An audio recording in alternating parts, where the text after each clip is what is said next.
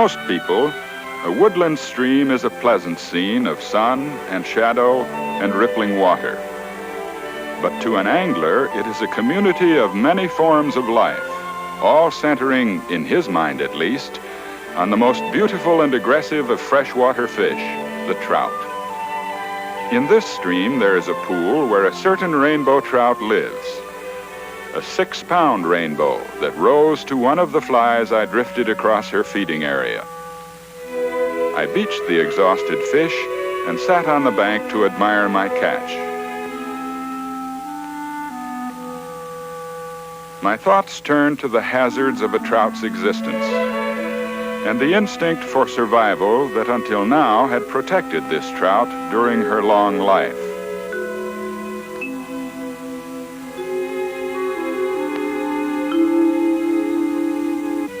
A life that began early one spring upstream somewhere, perhaps in the lee of a sunken log where oxygen-rich water rushed over clean gravel. There, 2 trout began the annual ritual of courtship.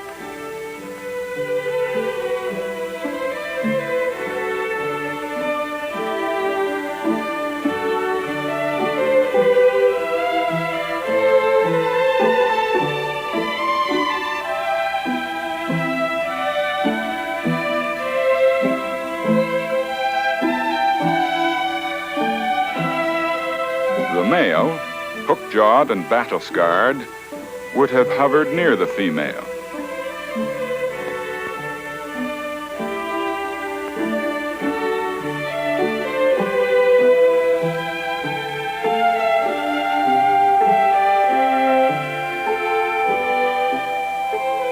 At first, she would ignore him until she satisfied her instinctive urge to make a nest for her eggs.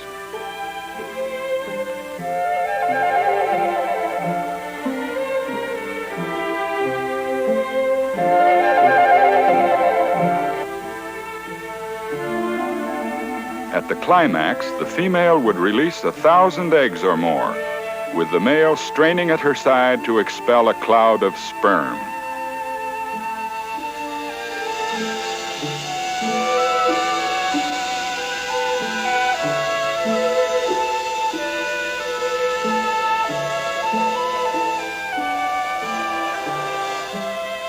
Sperm that would touch each egg to start the cycle of life.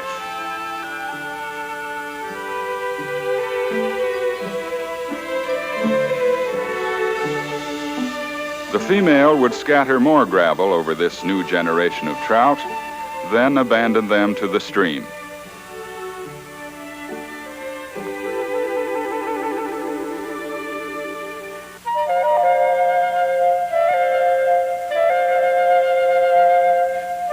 Some eggs would filter down between the stones, and the pulse of life would begin to throb within each one in the days that followed.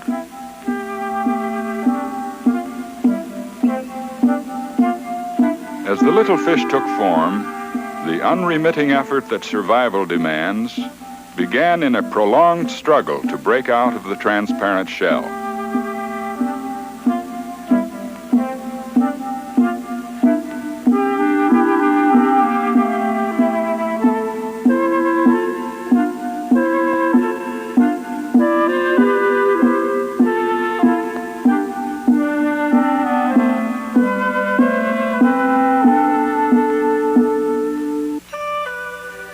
Some would break free only to be trapped in the gravel.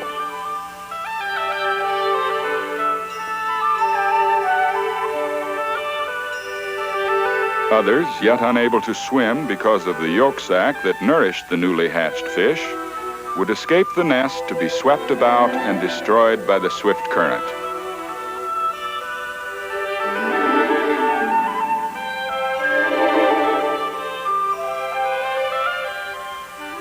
But the lucky ones would hover under the protective stones until their yolk sacs were absorbed and they could swim.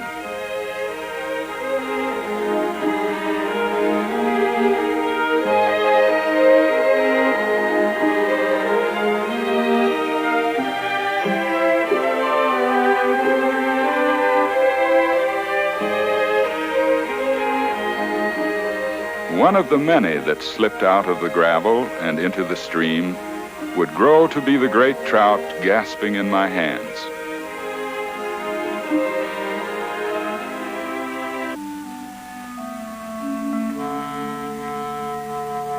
How many years and how many narrow escapes, I asked myself, since this trout first darted with the others to hide in the weedy shallows.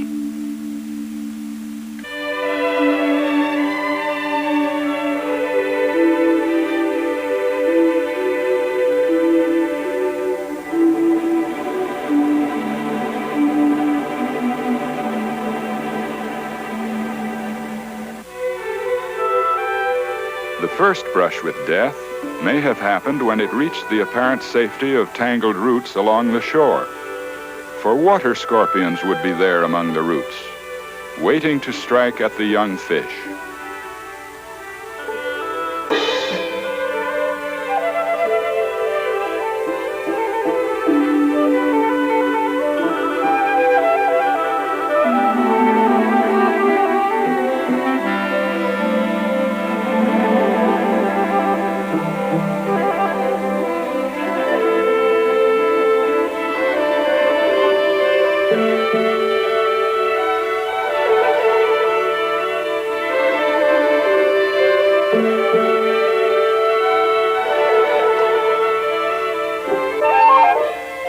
Lightning-fast reaction and luck saved many, but some were not quick or lucky enough.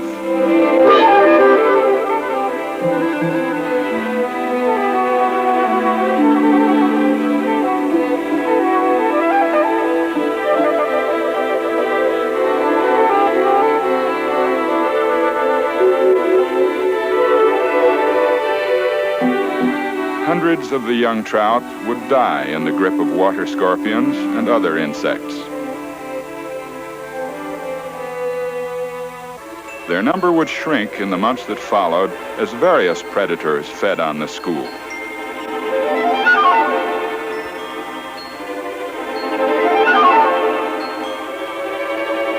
Adult trout, even their own parents, would devour many of them.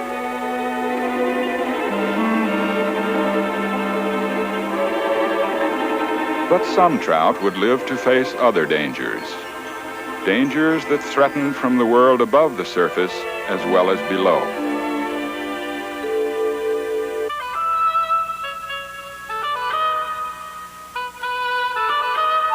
Perhaps a kingfisher that can pinpoint its target from a perch 20 feet above the water and drop swiftly to spear a trout with its narrow bill.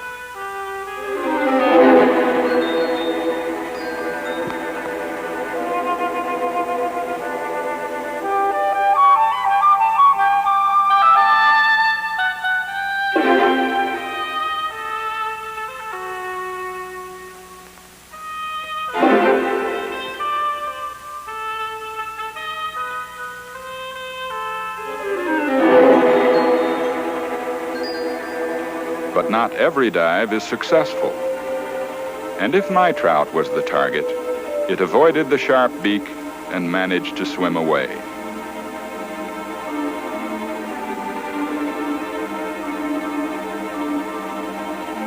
A log is a good protection against a diving bird, but it can be a pathway of attack for wading birds, like the green heron.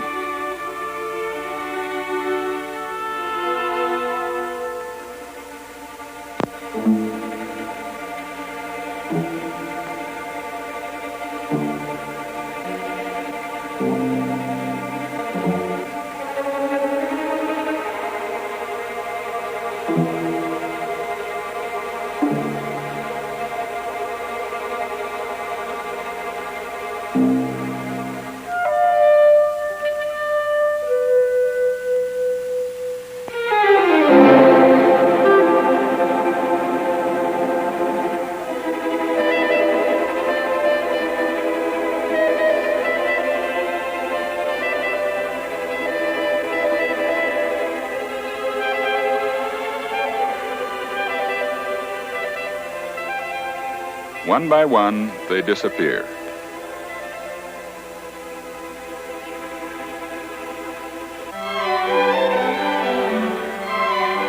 Through each successful encounter with their enemies, the remaining fish became more adept at survival. As they grew too big for one kind of predator, they became prey for others.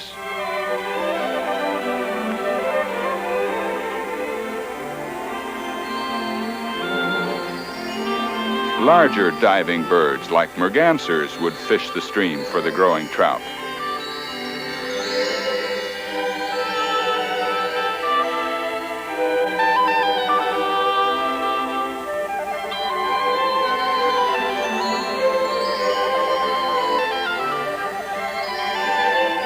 Some of the trout would be strong enough to break the merganser's hold.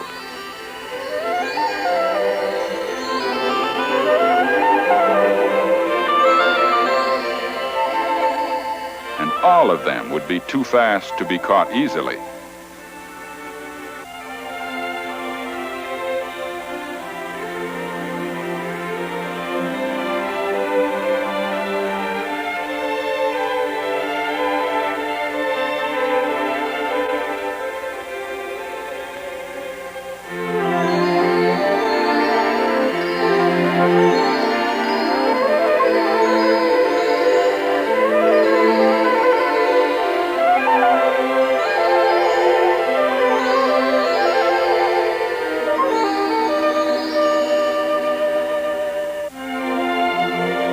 But the ducks would manage to satisfy their hunger, and there would be fewer trout.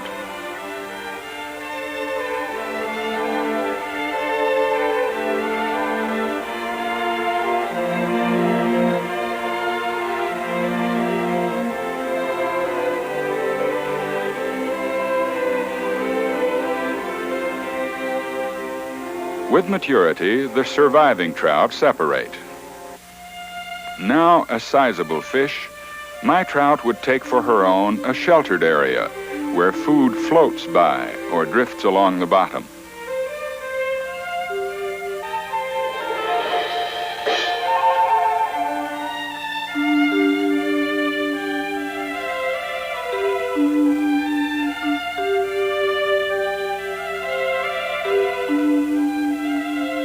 It may have been at this stage in her life that the inexperienced trout first saw a baited hook.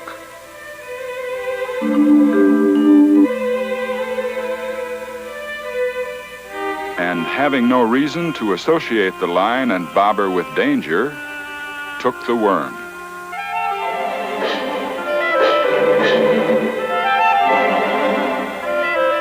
In her frantic effort to escape, she broke the fisherman's line.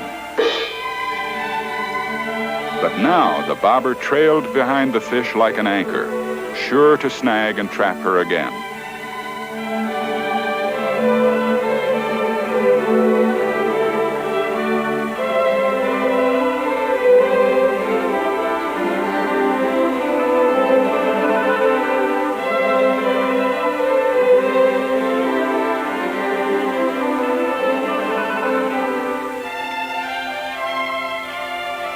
As I imagined this hopeless situation, I thought of one enemy of the trout that might have influenced the outcome: the otter.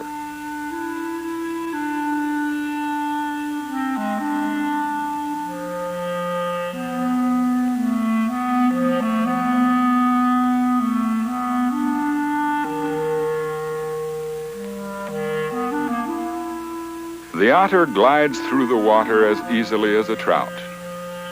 Except for its need to come to the surface for air, it is as at home underwater as any fish.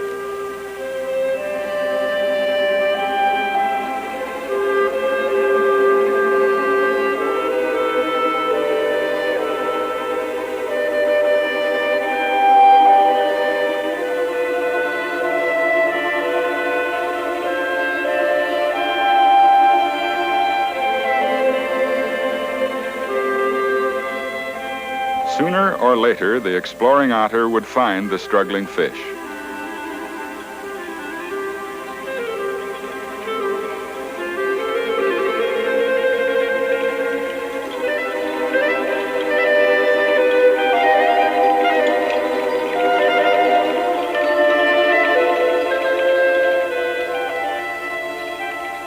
But when he grabbed the trout at last, he tore the line free of the roots, and in a final desperate effort, the trout broke the otter's hold.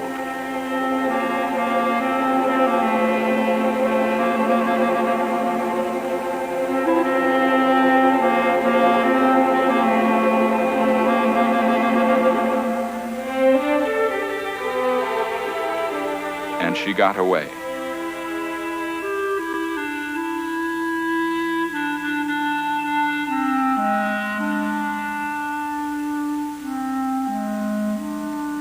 Leaving to the otter the smaller fish of a later generation.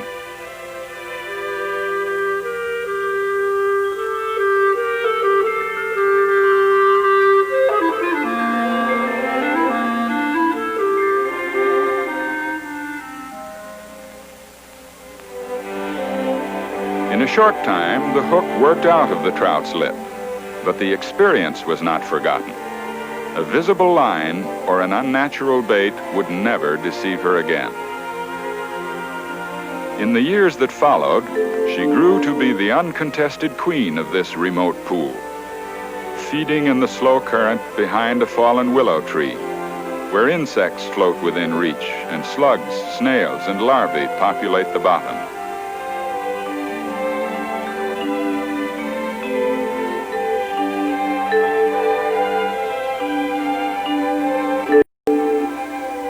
That's where she was feeding a few years ago when I fished this stream for the first time.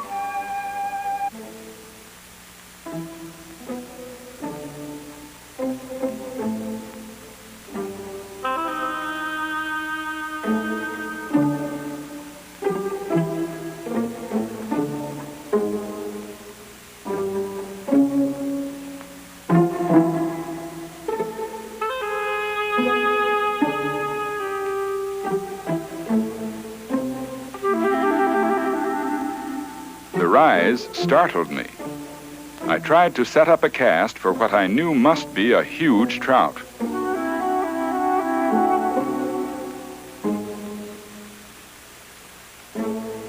But it didn't end quite the way I had planned it.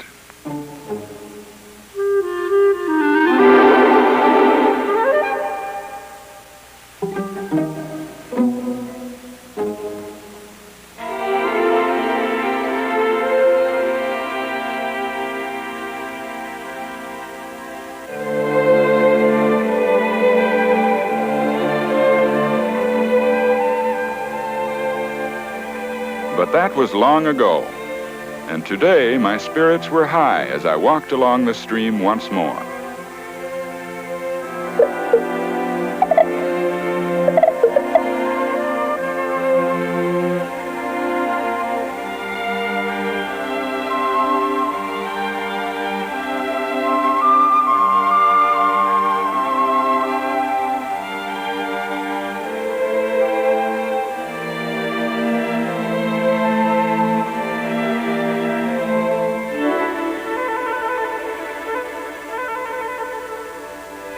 The inhabitants of the stream side that I saw along the way brought to mind the words of Isaac Walton.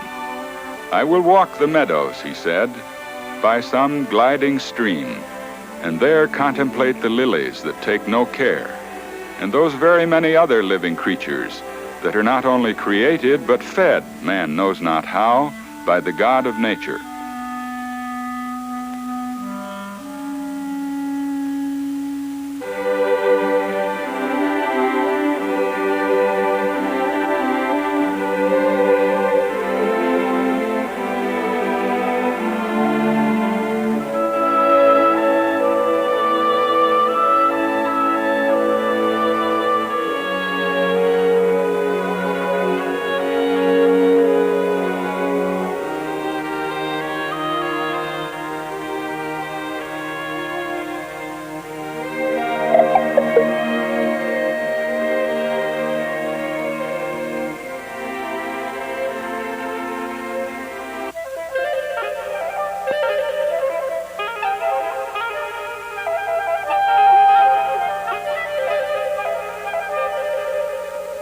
But unlike Walton's well-governed angler, my contemplation was brief. My thoughts were on the big trout in the pool. At last, I reached it.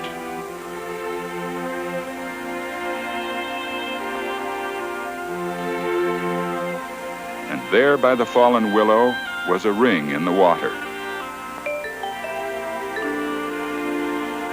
The trout was still there and feeding. It didn't take long to find the cause of the trout's activity. A mayfly hatch was on.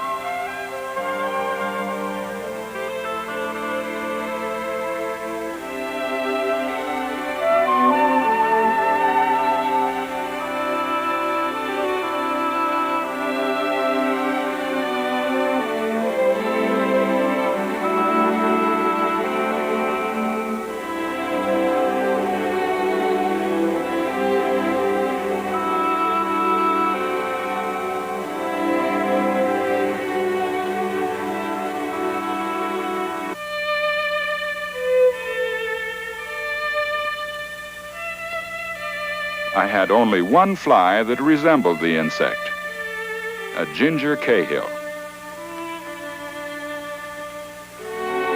But it takes only one, if it's the right one, and properly placed.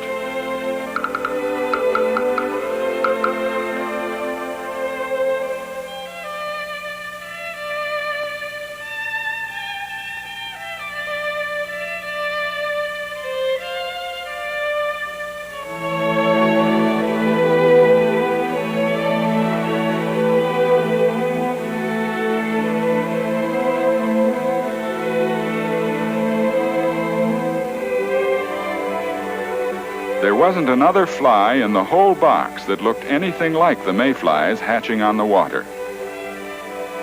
So first, I tried a fan-wing coachman.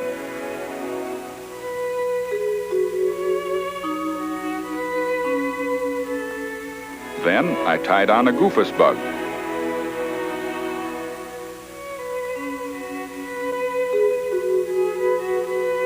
Then a spider.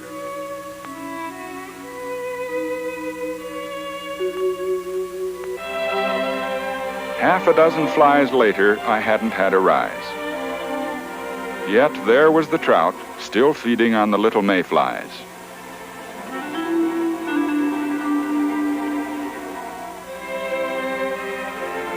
There was nothing left to do but tie a fly to match them.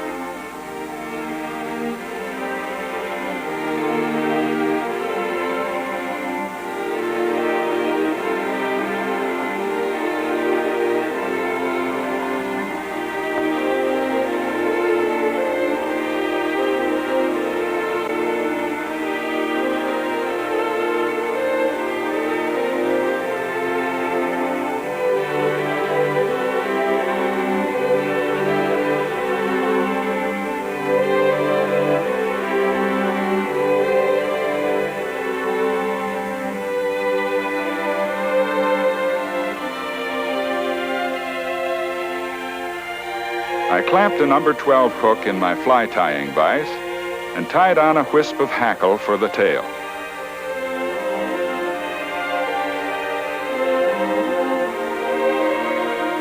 Then some mandarin feathers for the wings.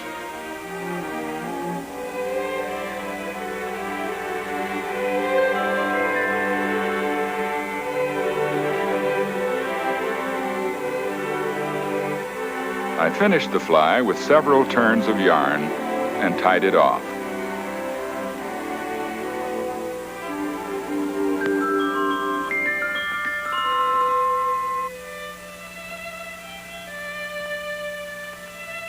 It turned out better than I had expected.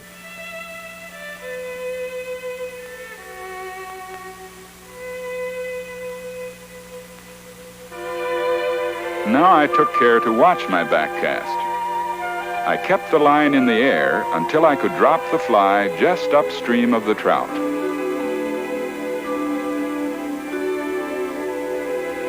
It was the right fly in the right place.